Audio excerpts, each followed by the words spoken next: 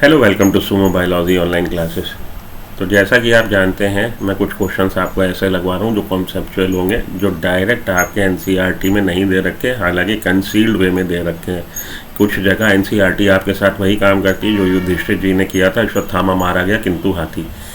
तो आपको बता सब कुछ रही है, लेकिन थोड़ा छुपा के जो आपका IQ लेवल अगर हाई है या आप सिंसियरली पढ़ रहे हो, उसको केवल क्रेमिंग नहीं कर रहे तो आप उसको देख लेते हो। लेकिन कुछ बच्चे नेग्लिजेंस कह लीजिए, या कुछ बच्चे थोड़ा सा टेकन फॉर ग्रांटेड लेके कि बायो तो आसान है, रट्टा मारेंगे, आखिरी दिनों में चले जाएंगे। तो किसी को मैं पॉइंट आउट नहीं करता, लेकिन कई बार ऐसा हो जाता है कि चीज़ एनसीईआरटी में सामने होती मिस हो जाती है। और क्वेश्चन वहाँ पे मैं अगर एग्ज़ामिनर हूँ तो मैं आपको जब क्वेश्चन दूंगा तो उसमें 8, 10, 12 क्वेश्चन ऐसे कॉन्सेप्चुअल ज़रूर दूंगा, ट्विस्टेड फॉर्म में पूछूंगा कि देखूंगा बच्चा कितना सिंसियर था, किस लेवल की तैयारी करके आया।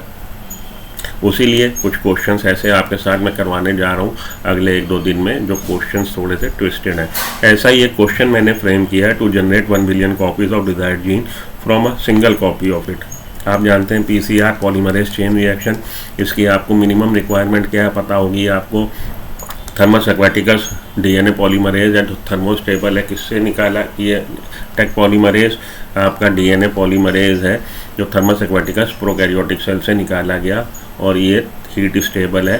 तभी इसका पहला स्टेप जो डीनेचुरेशन है हाई टेम्परेचर पे, उस पर वो डिस्टर्ब नहीं होता, वो जीन अपनी क्वालिटी वो एंजाइम अपनी क्वालिटी बनाए रखता है।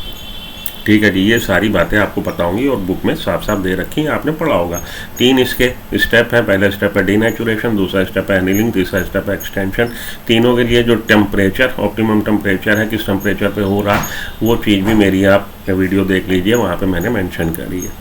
तो PCR आप अच्छे से जानते हो, PCR से रिलेटेड क्वेश्चन कई बार आ चुका है। चलिए उसी को एक क्वेश्चन मैंने बनाया यहाँ पे, to generate 1 billion copies of desired gene from a single copy of it. आप जानते हैं जब एक बार PCR होता है तो 1 की 2 कॉपी हो जाती है, 2 टाइम्स हो जाता है। तो 2 से 4, 4 से 8, 8 से 16, ऐसे करते करते आप 1 बिलियन तक कब पहुँचेंगे? कर तो लोगे बेटा, सालों लग जाएंगे आपको करने में इसको। और अगर आप पहले से ही पढ़ के गए हो जो आपकी एनसीईआरटी ने दे रखा, तो वहाँ पे आप 1 सेकंड में इसको कर दोगे, वरना आप थोड़े से शायद हो सकता है घबरा जाओ। तो घबराने की बात नहीं है। To generate 1 billion copies of desired gene आपकी एनसीईआरटी में साफ साफ मेंशन है। कहाँ पे मेंशन है ये देखिए, एनसीईआरटी की ये वाली PCR डीनेचुरेशन, एनीलिंग, एक्सटेंशन। तो इससे आप 30 साइकिल के बाद साफ साफ दे रखा है 1 billion copy, more than 1 billion copy आपकी जनरेट हो जाएंगी। तो minimum you have to perform 30 cycles. 30 cycles आप कर देंगे। अगर सिंगल आपके पास जीन की कॉपी थी तो सिंगल से मल्टीप्लाई होते होते 2, 4, 8, 16, 32, 64, 128 ऐसे करते करते आप 30 साइकिल के बाद कितनी हो जाएंगी? मोर देन 1 बिलियन हो जाएंगी। तो 29 अगर करेंगे तो लेस देन 1 बिलियन होगी, इस क्योंकि हाफ कर लीजिए इसका, यहाँ पे 2 बिलियन नहीं दे रखा, एग्जैक्टली 1 बिलियन नहीं, 1 बिलियन समथिंग आएगी। तो उसमें चक्कर में ना लगिए, आपको यहाँ पे फंसा सकता है कि मिनिमम कितने साइकिल रिक्वायर्ड है to generate at least 1 billion copy के लिए आपको कितने साइकिल रिक्वायर्ड है। आइए फिर से देख लीजिए, क्वेश्चन क्या था, to generate 1 billion copies of desired gene from a single copy of it, how many cycles of PCR do we have to perform? At least 30 cycle answer हो जाएगा।